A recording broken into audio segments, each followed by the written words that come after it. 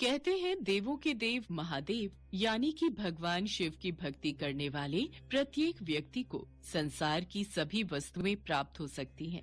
शिव जी अपने भक्तों की समस्त मनोकामनाएं पूरी कर देते हैं। हमारे शास्त्रों में बहुत से पुराण लिखे गए हैं, जिनमें से एक बहुत ही प्रमुख पुराण है शिव पुराण। शिव पुराण के अनुसार नियमित रूप से शिवलिंग का पूजन करने वाले व्यक्ति के जीवन में दुखों का सामना करने की शक्ति प्राप्त होती है। इस संसार में रहने वाले प्रत्येक मनुष्य की बस यही कामना होती है कि उसे जीते जी हर प्रकार के सुख प्राप्त हो और मरने के पश्चात मोक्ष की प्राप्ति हो, पर सभी के साथ ऐसा नहीं हो पाता है।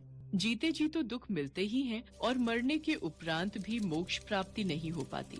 इसलिए शिव पुराण में भोग और मोक्ष दोनों की प्राप्ति के मार्ग बताए गए हैं, जिनका पालन करके कोई भी मनुष्य भोग और मोक्ष दोनों फलों की प्राप्ति कर सकता है। शिव महापुराण में ऐसे 10 मार्ग बताए गए हैं, जिन पर चलकर मनुष्य अपने जीवन को सुखमय और सरल बना सकता है। शिव पुराण में लिखित कथनों के अनुसार धन संग्रह करना।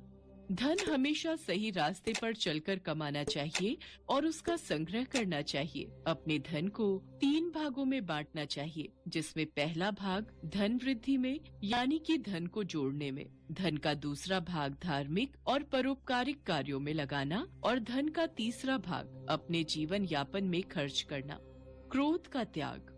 क्रोध व्यक्ति का सबसे बड़ा दुश्मन है। अपने क्रोध और आवेश में अक्सर हम वो बातें बोल जाते हैं जिसका बाद में हमें पछतावा ही होता है। इसलिए क्रोध कभी नहीं करना चाहिए और न ही क्रोध उत्पन्न करने वाले वचन बोलने चाहिए। क्रोध से विवेक नष्ट हो जाता है और विवेक के नष्ट होने से जीवन में कई संकट खड़े हो जाते हैं। भोजन का उपवास। जिस प्रकार भोजन से शक्ति प्रदान होती है, उसी तरह व्रत से भी शक्ति का संचार होता है। इसलिए हफ्ते में 1 दिन तो व्रत रहना चाहिए। यदि न रह पाए तो शास्त्रों में शिवरात्रि का व्रत रखना विशेष माना गया है। इससे भगवान शिव की कृपा बनी रहती है। शिवरात्रि व्रत करने से व्यक्ति को भोग एवं मोक्ष दोनों ही प्राप्त होते हैं और महान पुण्य की प्राप्ति होती है। पुण्य कर्मों से भाग्य उदय होता है और व्यक्ति सुख पाता है। संध्या काल का समय। सूर्यास्त का समय यानी शाम का समय भगवान शिव का समय होता है। इस समय शिव अपने तीसरे नेत्र से तीनों लोक देख रहे होते हैं और वे अपने नंदी गणों के साथ भ्रमण कर रहे होते हैं।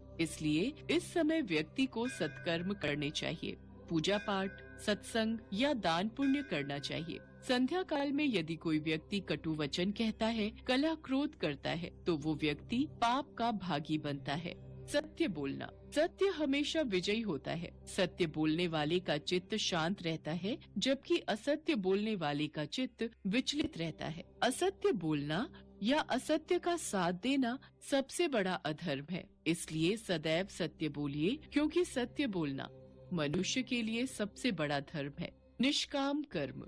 प्रत्येक व्यक्ति को अपने कर्म करने पर ध्यान देना चाहिए, न कि होने वाले परिणाम पर। यदि हम कार्य करने से पहले ही परिणाम के बारे में चिंता करने लगेंगे तो कार्य कभी भली प्रकार से संपन्न नहीं हो पाएगा। निष्काम भावना से किया गया अच्छा कर्म ही हमें सफलता के मार्ग पर ले जाता है। हमें अनावश्यक वस्तुओं का त्याग करना चाहिए, क्योंकि हमारी अनावश्यक इच्छाएं ही हमारे दुखों का सबसे बड़ा कारण है। मनुष्य की अनैतिक इच्छाएं क्रोध, काम, ईर्ष्या और अहंकार को जन्म देती हैं। अनैतिक इच्छा हमारे मन को विचलित करती है। जो व्यक्ति अनावश्यक इच्छाओं के जाल में फंस जाता है, वो अपना जीवन नष्ट कर लेता है। अतः अनावश्यक इच्छाओं को त्याग देने से ही महासुख की प्राप्ति होती है। मोह का त्याग।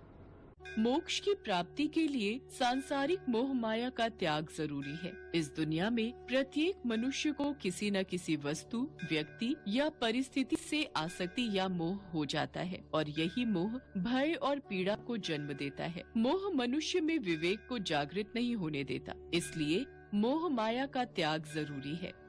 सकारात्मक कल्पना।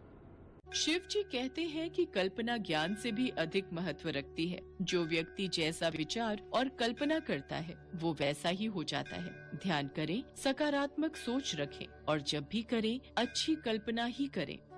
पशु नहीं आदमी बनो।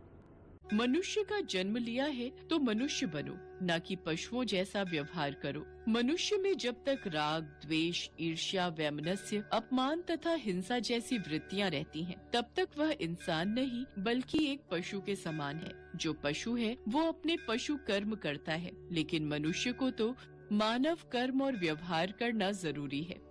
यदि व्यक्ति शिव पुराण में लिखी इन बातों पर अमल करने लगे तो भगवान शिव का आशीर्वाद सदैव उस व्यक्ति के ऊपर बना रहता है और उस व्यक्ति का जीवन सफल हो जाता है और अंत में मनुष्य को मोक्ष की प्राप्ति होती है।